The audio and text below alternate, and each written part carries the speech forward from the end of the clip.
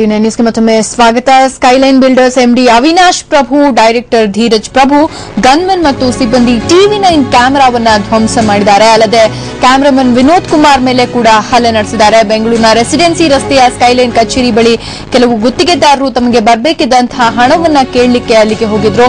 ಇದನ್ನ ವರದಿ ಮಾಡಲು ಟಿವಿ9 ತಂಡ ಕೂಡ ತೆರಳಿತ್ತು। ದೃಶ್ಯಗಳನ್ನ ಚಿತ್ರೀಕರಣ ಮಾಡ್ತಾ ಇದ್ದ ವೇಳೆ ಏಕಾಏಕಿ ನುಗ್ಗಿದ ಅವಿನಾಶ್, ಧೀರಜ್ ಮತ್ತು ಗನ್ಮನ್ಗಳು ದಾಳಿ ನಡೆಸಿದ್ರು। ಕ್ಯಾಮರಾಮನ್ ಮೇಲೆ ಹಲ್ಲೆ ನಡೆಸಿ ಕ್ಯಾಮೆರಾವನ್ನ ಧ್ವಂಸಗೊಳಿಸಿದ್ರು। ಸ್ಥಳಕ್ಕೆ ಅಶೋಕನಗರ ಪೊಲೀಸರು ಧಾವಿಸಿದ್ದು ಪರಿಶೀಲನೆ ನಡೆಸ್ತಾ ಇದ್ದಾರೆ।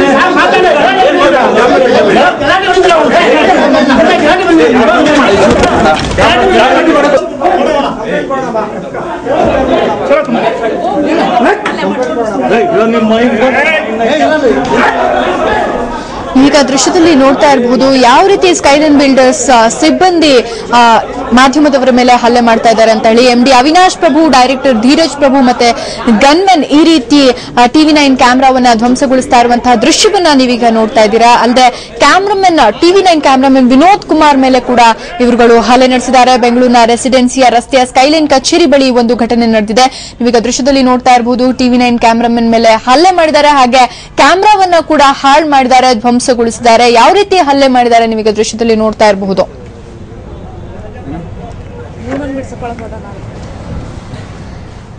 ಒಟ್ಟಿನಲ್ಲಿ ರೆಸಿಡೆನ್ಸಿ ರಸ್ತೆಯ ಸ್ಕೈಲೈನ್ ಕಚೇರಿ ಬಳಿ ಈ ಒಂದು ಘಟನೆ ನಡೆದಿದೆ। ನೀವೀಗ ದೃಶ್ಯದಲ್ಲಿ ನೋಡ್ತಾ ಇರಬಹುದು ಸಣ್ಣ ಪುಟ್ಟ ಗಾಯಗಳಾಗಿದೆ, ಬಟ್ಟೆಯನ್ನ ಹರಿದು ಹಾಕಿದ್ದಾರೆ, ಮತ್ತೆ ಕ್ಯಾಮೆರಾವನ್ನ ಕೂಡ ಧ್ವಂಸಗೊಳಿಸಿ ಹಾಳು ಮಾಡಿದ್ದಾರೆ।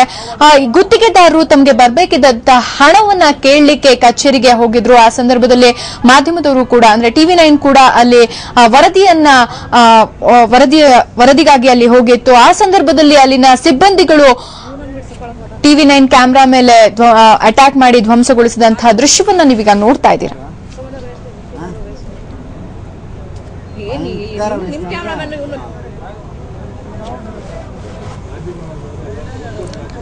ಸ್ಕೈಲೈನ್ ಬಿಲ್ಡರ್ಸ್ ಆದ ಎಂಡಿ ಅವಿನಾಶ್ ಪ್ರಭು, ಡೈರೆಕ್ಟರ್ ಧೀರಜ್ ಪ್ರಭು, ಗನ್ಮನ್ ಮತ್ತು ಸಿಬ್ಬಂದಿ ಟಿವಿ9 ಕ್ಯಾಮೆರಾವನ್ನ ಧ್ವಂಸ ಮಾಡಿದ್ದಾರೆ। ಅಲ್ಲದೆ ಕ್ಯಾಮರಾಮನ್ ವಿನೋದ್ ಕುಮಾರ್ ಮೇಲೆ ಕೂಡ ಹಲ್ಲೆ ನಡೆಸಿದ್ದಾರೆ। ಬೆಂಗಳೂರಿನ ರೆಸಿಡೆನ್ಸಿ ರಸ್ತೆಯ ಸ್ಕೈಲೈನ್ ಕಚೇರಿ ಬಳಿ ಕೆಲವು ಗುತ್ತಿಗೆದಾರರು ತಮಗೆ ಬರಬೇಕಿದ್ದಂತಹ ಹಣವನ್ನ ಕೇಳಲಿಕ್ಕೆ ಅಲ್ಲಿಗೆ ಹೋಗಿದ್ರು। ಇದನ್ನ ವರದಿ ಮಾಡಲಿಕ್ಕೆ ಟಿವಿ9 ತಂಡ ಕೂಡ ಅಲ್ಲಿಗೆ ತೆರಳಿತ್ತು, ಹಾಗೆ ಹಲವು ಮಾಧ್ಯಮಗಳು ಕೂಡ ಅಲ್ಲಿಗೆ ಹೋಗಿದ್ವು। ದೃಶ್ಯಗಳನ್ನ ಚಿತ್ರೀಕರಣ ಮಾಡ್ತಾ ಇದ್ದಂತಹ ವೇಳೆ ಏಕಾಏಕಿ ನುಗ್ಗಿದಂತಹ ಅವಿನಾಶ್, ಧೀರಜ್, ನೀವೀಗ ದೃಶ್ಯದಲ್ಲಿ ನೋಡ್ತಾ ಇರಬಹುದು ಏಕಾಏಕಿ ನುಗ್ಗಿದಂತಹ ಅವಿನಾಶ್, ಧೀರಜ್ ಮಾಧ್ಯಮದವರ ಮೇಲೆ ಹರಿಹಾಯ್ದ್ರು, ಹಾಗೆ ಕ್ಯಾಮರಾಮನ್ ಮೇಲೆ ಕೂಡ ಹಲ್ಲೆ ನಡೆಸಿದ್ರು, ಕ್ಯಾಮೆರಾವನ್ನ ಕೂಡ ಧ್ವಂಸಗೊಳಿಸಿದ್ದಾರೆ। ಸ್ಥಳಕ್ಕೆ ಇದೀಗ ಅಶೋಕನಗರ ಪೊಲೀಸರು ಧಾವಿಸಿದ್ದು ಅಲ್ಲಿ ಪರಿಶೀಲನೆ ನಡೆಸ್ತಾ ಇದ್ದಾರೆ। ನೀವೀಗ ದೃಶ್ಯದಲ್ಲಿ ನೋಡ್ತಾ ಇರಬಹುದು ಕ್ಯಾಮರಾಮನ್ ಮೇಲೆ ಕೂಡ ಹಲ್ಲೆ ನಡೆಸಿದ್ದಾರೆ, ಹಾಗೆ ಕ್ಯಾಮೆರಾವನ್ನ ಕೂಡ ಇವರು ಜಖಂಗೊಳಿಸಿದ್ದಾರೆ। ಈ ರೀತಿ ಹಲ್ಲೆ ನಡೆಸಿದಂತವರು ಸ್ಕೈಲೈನ್ ಬಿಲ್ಡರ್ಸ್ ಎಂಡಿ ಆದ ಅವಿನಾಶ್ ಪ್ರಭು।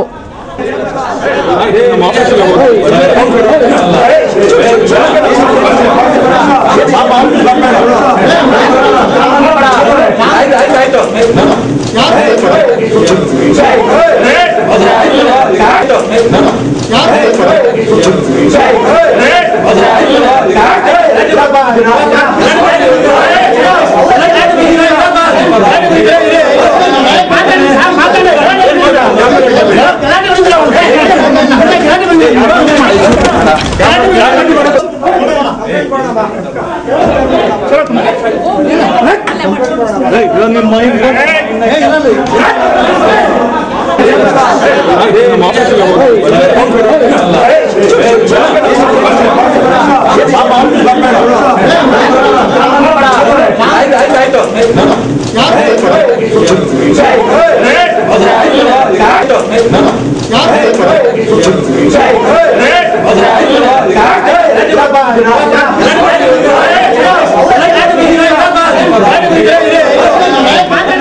ನೀವೀಗ ದೃಶ್ಯದಲ್ಲಿ ಕೂಡ ನೋಡ್ತಾ ಇರಬಹುದು ಯಾವ ರೀತಿ ಅಲ್ಲಿನ ಸಿಬ್ಬಂದಿ ಅಟ್ಟಾಡ್ಸ್ಕೊಂಡು ಹೋಗ್ಬಿಟ್ಟು ಅಲ್ಲಿನ ಕ್ಯಾಮ್ರಾಮನ್ಗಳ ಮೇಲೆ ಆಗಿರಬಹುದು ಅಥವಾ ಮಾಧ್ಯಮಗಳ ಮೇಲೆ ಆಗಿರಬಹುದು ಹಲ್ಲೆ ನಡೆಸ್ತಾ ಇರುವಂತಹ ದೃಶ್ಯ ನಿಮ್ಗೀಗ ಕಾಣಿಸ್ತಾ ಇದೆ. ಹಲ್ಲೆ ನಡೆಸಿದವರನ್ನ ನಾವು ಮಾರ್ಕ್ ಮಾಡಿ ಕೂಡ ತೋರಿಸ್ತಾ ಇದೀವಿ.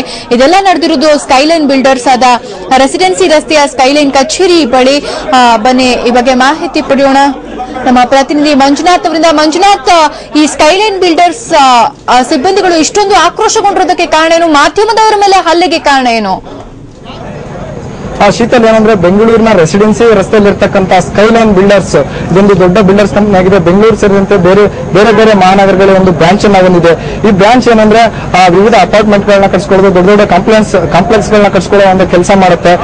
ಈ ಒಂದು ಬಿಲ್ಡರ್ಸ್ ಗಳು ಏನ್ ಮಾಡ್ತಾರೆ ಅಂದ್ರೆ ಮತ್ತೊಬ್ಬ ಕಾಂಟ್ರಾಕ್ಟರ್ಸ್ ಗಳಿಂದ ತಮ್ಮ ಕಟ್ಟಡಗಳನ್ನ ಕಟ್ಸ್ಕೊಳ್ಳೋದು, ಅದರ ಇಂಟೀರಿಯರ್ ಡಿಸೈನ್ ಗಳನ್ನ ಮಾಡಿಸೋದು, ಹೀಗೆ ವಿವಿಧ ರೀತಿಯ ಕೆಲಸಗಳನ್ನ ಮಾಡ್ತಿರ್ತಾರೆ. ಸೊ ಆದ್ರೆ ಏನಾಗಿದೆ ಅಂದ್ರೆ ಕೆಲವು ಕಾಂಟ್ರಾಕ್ಟರ್ ಅಂದ್ರೆ ಸುಮಾರು 20ಕ್ಕೂ ಹೆಚ್ಚು ಜನ ಕಾಂಟ್ರಾಕ್ಟರ್ ಗಳಿಗೆ ಇವರು ತಮ್ಮ ಕಟ್ಟಡವನ್ನ ಕಟ್ಸ್ಕೊಳ್ಳೋದಕ್ಕೆ ಕೆಲಸವನ್ನ ಮಾಡಿಸ್ಕೊಂಡು, ಆದ್ರೆ ಅವರಿಗೆ ಒಂದು ಬಿಲ್ ಏನಾಗಿರುತ್ತೆ ಸುಮಾರು 10 ಲಕ್ಷ, 15 ಲಕ್ಷ, 20 ಲಕ್ಷ, 50 ಲಕ್ಷದವರೆಗೂ ಏನು ಒಂದು ಹಣವನ್ನ ಕೊಡಬೇಕಾಗಿರುತ್ತೆ. ಆ ಹಣವನ್ನ ವಾಪಸ್ ಮಾಡಿರೋದಿಲ್ಲ. ಇದಕ್ಕೆ ಸಂಬಂಧಪಟ್ಟಂತೆ ಈ ಒಂದು ಫ್ರಾಡ್ ಆಗಿರ್ತಕ್ಕಂಥ ಒಂದು ದುಡ್ಡನ್ನ ವಾಪಸ್ ಪಡೆದಿರತಕ್ಕಂತ ಒಂದು 20ಕ್ಕೂ ಹೆಚ್ಚು ಜನರು ಹೋಗಿ KR ಪೊಲೀಸ್ ಸ್ಟೇಷನ್ ಅಲ್ಲಿ ಕಂಪ್ಲೇಂಟ್ ಕೊಟ್ಟಿರ್ತಾರೆ. ಸುಮಾರು 4 ಕೇಸ್ಗಳು ದಾಖಲಾಗಿರ್ತವೆ. ಅದರಲ್ಲಿ ಪ್ರಾಣ ಬೆದರಿಕೆ ಸೇರಿದಂತೆ ವಿವಿಧ ಪ್ರಕರಣಗಳು ಸಹ ದಾಖಲಾಗಿರ್ತವೆ. ಇದಕ್ಕೆ ಸಂಬಂಧಪಟ್ಟಂತೆ ಅವರು ಮಾಧ್ಯಮದವರನ್ನ ಸಂಪರ್ಕಿಸಿ ನಮ್ಗೆ ನ್ಯಾಯ ಬೇಕಂತ ಕೇಳಿದಾಗ ನಾವು ಏನಿದ್ರು ಕಾರಣ ಅಂತ ಕೇಳೋದಕ್ಕೆ ರೆಸಿಡೆನ್ಸಿ ರಸ್ತೆಯಲ್ಲಿ ಇರ್ತಕ್ಕಂಥ ಒಂದು ಆಫೀಸ್ಗೆ ಬಂದಾಗ ಇಲ್ಲಿನ ಸಿಬ್ಬಂದಿ ಆಗಿರ್ತಕ್ಕಂಥ ಕೆಲವು ಜನರು, ಅದ್ರ ಜೊತೆಗೆ ಈ ಒಂದು ಸ್ಕೈಲೈನ್ ನ MD ಆಗಿರ್ತಕ್ಕಂಥ ಧೀರಜ್ ಪ್ರಭು ಹಾಗೆ ಅವಿನಾಶ್ ಧೀರಜ್ ಅಂತೇಳಿ ಇಬ್ರು ವ್ಯಕ್ತಿಗಳು, ಅದ್ರ ಜೊತೆಗೆ ಅಲ್ಲಿನ ಸಿಬ್ಬಂದಿ ಹಾಗೆ ಅವರ ಗಾರ್ಡ್ಗಳು ಮಾಧ್ಯಮದವರ ಮೇಲೆ, ಅದ್ರ ಜೊತೆಗೆ ಇಲ್ಲಿ ನ್ಯಾಯ ಕೇಳೋದಕ್ಕೆ ಬಂದಿರತಕ್ಕಂಥ ಜನರ ಮೇಲೆ ಸಹ ಒಂದು ಹಲ್ಲೆ ಮಾಡಿ ಗೂಂಡಾಗಿರಿಯನ್ನ ಪ್ರದರ್ಶಿಸಿದ್ದಾರೆ. ಈಗಾಗಲೇ ಈ ಒಂದು ಸ್ಥಳಕ್ಕೆ ಅಶೋಕ್ ನಗರ ಪೊಲೀಸರು ಜೊತೆಗೆ KR ಪೊಲೀಸರು ಸಹ ಬಂದಿದ್ದಾರೆ. ಈಗ ಇದ್ರ ಬಗ್ಗೆ ಮಾತುಕತೆ ನಡೀತಾ ಇದೆ. ಇದಕ್ಕೆ ಸಂಬಂಧಪಟ್ಟಂತೆ ಒಂದು ಯಾವ ರೀತಿ ಇವರು ವಂಚನೆ ಮಾಡಿದ್ದಾರೆ, ಯಾಕೆ ದುಡ್ಡು ಕೊಟ್ಟಿಲ್ಲ ಅನ್ನೋದನ್ನ ಹೇಳೋದಕ್ಕೆ ವಂಚನೆಗೊಳಗಾದವರು ನಮ್ಮ ಜೊತೆಗಿದ್ದಾರೆ. ಅವ್ರು ಏನ್ ಹೇಳ್ತಾರೆ ಕೇಳೋಣ ಬನ್ನಿ. ಸರ್ ಹೇಳಿ, ನಿಮ್ಗೆ ಯಾವ ತರ ವಂಚನೆ ಆಗಿತ್ತು? ಯಾವಾಗ ನೀವು ಒಂದು ಬಿಲ್ಡಿಂಗ್ ಅನ್ನ ಕಟ್ಸ್ಕೊಟ್ಟಿದ್ರಿ? ನಾನು ಮಂಜುನಾಥ್ ಅಂದ್ಬಿಟ್ಟು ಸಿವಿಲ್ ಇಂಜಿನಿಯರ್ ಕಮ್ ಕಾಂಟ್ರಾಕ್ಟರ್. ಇವ್ರ ಹತ್ರ 4 ವರ್ಷದಿಂದ ಮಾಡ್ತಾ ಇದ್ದೀನಿ. 1-2 ವರ್ಷ ಪೇಮೆಂಟ್ ಮಾಡಿದ್ರು. ಆಮೇಲೆ ಈಗ ಒಂದು ಬನಶಂಕರಿಯಲ್ಲಿ ಒಂದು ವೈಟ್ ಫೀಲ್ಡ್ ಅಲ್ಲಿ 2 ಪ್ರಾಜೆಕ್ಟ್ ಮಾಡಿದ್ವಿ. ಒಟ್ಟು ಅದರ ಮೊತ್ತ 20 ಲಕ್ಷ ಬರೋದು. ಅದರಲ್ಲಿ ಬರೀ 4 ಲಕ್ಷ 5 ಲಕ್ಷ ಕೊಟ್ಬಿಟ್ಟು ಮಿಕ್ಕಿದ್ದೆಲ್ಲ ಇವತ್ತು ನಾಳೆ ಅಂದ್ಬಿಟ್ಟು ಆಟ ಆಡಿಸ್ತಾ ಇದ್ದಾರೆ. 2 ವರ್ಷದಿಂದ ಸುಮಾರು ನಾವು ತಿರುಗ್ತಾನೆ ಇದೀವಿ. ಇಲ್ಲಿ ಇವತ್ತು ಕೊಡ್ತೀವಿ, ನಾಳೆ ಕೊಡ್ತೀವಿ ಅಂತ ಹೇಳ್ತಾ ಇದ್ದಾರೆ. ಇಲ್ಲಿ ಜಾಸ್ತಿ ಬಂದ್ರೆ ತಿರ್ಗಿ ಬೆದರಿಕೆ ಹಾಕ್ತಾರೆ. ನೀವು ಬೆಂಗಳೂರಲ್ಲಿ ಇರಲ್ಲ ಆ ತರ ಎಲ್ಲ ಮಾಡ್ತಾರೆ. ಸೊ ನಮ್ಗೆ ಇವತ್ತು ಬಹಳ ಪ್ರಾಬ್ಲಮ್ ಆಗಿದೆ. ನಾವು ಇವತ್ತು ಒಂದು 20-25 ಜನ ಕಾಂಟ್ರಾಕ್ಟರ್ ಎಲ್ಲ ಸೇರಿ ಬಂದು ಇಲ್ಲಿ ಮಾಡಿದ್ವಿ. ನಮ್ಮ ಸಹಾಯಕ್ಕೋಸ್ಕರ ಟಿವಿ ಮಾಧ್ಯಮದವ್ರನ್ನು ಕರ್ಕೊಂಡು ಬಂದ್ರೆ ಅವ್ರ ಮೇಲೂ ಹಲ್ಲೆ ಮಾಡಿದ್ದಾರೆ. ಅವನು ಅವಿನಾಶ್ ಪ್ರಭು ಪ್ಲಸ್ ಧೀರಜ್ ಪ್ರಭು, ಅವನು ಒನ್ ಆಫ್ ದ ಡೈರೆಕ್ಟರ್. ಅವನು ಇವತ್ತು ಇವರು ಒಬ್ಬ ಟಿವಿ ಅವ್ರಿಗೆ ಶರ್ಟ್ ಎಲ್ಲ ಹರಿದು ಬಹಳ ಹಿಂಸೆ ಮಾಡಿದ್ದಾರೆ. ಈಗ KR ಪೊಲೀಸ್ ಸ್ಟೇಷನ್ ಅವ್ರು ಕರ್ಕೊಂಡು ಹೋಗಿದ್ದಾರೆ. ಇಲ್ಲಿ ನನಗೆ 8.5 ಲಕ್ಷ ಬರಬೇಕು. ಇನ್ನು ನಮ್ಮ ಸಹೋದ್ಯೋಗಿಗಳಿದ್ದಾರೆ, ರಾಮಯ್ಯ ಅವರು ಅಂದ್ಬಿಟ್ಟು ಅವ್ರದ್ದು 1 ಕೋಟಿವರೆಗೂ ಇದೆ. ರಾಕೇಶ್ ಅಂತ 77 ಲಕ್ಷ ಇದೆ. ಆತರ 2.5 ಕೋಟಿ ಹಣ ಬರಬೇಕು. ಇವರು ಜೀವನ ಮಾಡ್ತಾ ಇರೋದೇ ನಮ್ಮಂತ ಕಾಂಟ್ರಾಕ್ಟರ್ ಹಣದಿಂದ. ಇವ್ರ ಹೆಂಡತಿ ಮಕ್ಕಳು ಬದುಕಿರೋದೇ ಇವತ್ತು ನಮ್ಮಂತ ಹಣದಿಂದ. ಬಹಳ ಗಲೀಜ್ ಜನ. ದಯವಿಟ್ಟು ನಮಗೆ ಸಹಾಯ ಮಾಡ್ಕೊಡ್ಬೇಕು ಅಂತ ನಿಮ್ಮಲ್ಲಿ ಬಂದು ಕೇಳ್ತಾ ಇದೀವಿ. ಹಾಗಾದ್ರೆ ಇವರು ಯಾವ ರೀತಿ ವಂಚನೆಯನ್ನ ಮಾಡ್ತಾ ಇದ್ರು? ನಿಮ್ಗೆ ಯಾವ ಬಿಲ್ ಕೆಲಸ ಮಾಡಿದ್ಮೇಲೆ ಬಿಲ್ ಕೊಡ್ಬೇಕಾಗಿತ್ತಾ ಅಥವಾ ಅಡ್ವಾನ್ಸ್ ಆಗಿ ಕೊಡ್ಬೇಕಾಗಿತ್ತಾ? ಯಾವ ಕೆಲಸ ಮಾಡಿ ಬಿಲ್ ಸಬ್ಮಿಟ್ ಮಾಡಿ 21 ದಿನಕ್ಕೆ ಅವ್ರ ಕಂಡೀಷನ್ ಪ್ರಕಾರ ಹಣ ಕೊಡಬೇಕಾಗಿತ್ತು. ಆದ್ರೆ ಒಂದು ಸಲಿನೂ ಅವ್ರ ಮಾತಿನ ಮೇಲೆ ನಿಂತ್ಕೊಂಡಿಲ್ಲ. ವರ್ಕ್ ಆರ್ಡರ್ ಕಂಡೀಷನ್ ಪ್ರಕಾರ ಅವರೇ ಮಾತು ಅವ್ರು ಹೇಳಿದ್ದೇ ಆಗ್ಬೇಕು. ಸುಮ್ನೆ ಅದು ಮಾಡು ಇದು ಮಾಡು ಅಂದ್ಬಿಟ್ಟು ಅದು 10 ಲಕ್ಷ 15 ಲಕ್ಷ ಆಗೋರ್ಗು ಮಾಡಿಸ್ಕೊಳ್ಳೋದು. ತಿರ್ಗಾ ನಾವು ಮಾಡ್ಲಿಲ್ಲ ಅಂದ್ರೆ ಬೇರೆ ಇನ್ನೊಬ್ಬರನ್ನ ಕರ್ಕೊಂಡ್ ಬರೋದು, ಅವ್ರು ಕೇಳಿ ಕೆಲಸ ಮಾಡ್ಕೊಳ್ಳೋದು. ಈ ತರ ಬಹಳ ಜನ ನೋವು ತಿಂದಿದ್ದಾರೆ. ಶೀತಲ್, ಇದು ಒಬ್ಬರ ಮಾತು. ಮತ್ತೊಂದ್ ಕಡೆ ಇದೇ ಒಂದು ಸುಮಾರು 70 ಲಕ್ಷದಷ್ಟು ಹಣವನ್ನ ಬಾಕಿ ಉಳಿಸ್ಕೊಂಡಿದೆ ಒಂದು ಸ್ಕೈಲೈನ್ ಬಿಲ್ಡರ್ಸ್ ಅವರು ಏನ್ ಹೇಳ್ತಾರೆ? ಅವ್ರಿಗೆ ಯಾವ ರೀತಿ ಈ ಬಿಲ್ಡರ್ಸ್ ಚೀಟ್ ಮಾಡಿದಾರೆ ಅಂತ ಕೇಳೋಣ. ಸರ್ ಹೇಳಿ, ನಿಮ್ಗೆ ಯಾವ ರೀತಿ ಇವ್ರು ಚೀಟ್ ಮಾಡಿದ್ರೆ? ನೀವು ಯಾವಾಗ ಈ ಒಂದು ಬಿಲ್ಡಿಂಗ್ ಕಟ್ಸೋಕೆ ಶುರು ಮಾಡಿದ್ರಿ? ಎಲ್ಲಿ ಯಾವ ಜಾಗದಲ್ಲಿ ಒಂದು ಮೋಸ ಆಗಿದೆ ನಿಮ್ಗೆ? ನಮ್ಮ ಹೆಸರು ರಾಕೇಶ್. ನಾವು ವಾಟರ್ ಪ್ರೂಫಿಂಗ್ ಕಾಂಟ್ರಾಕ್ಟ್ಸ್ ಮಾಡಿದೀವಿ. ಇವ್ರಿಗೆ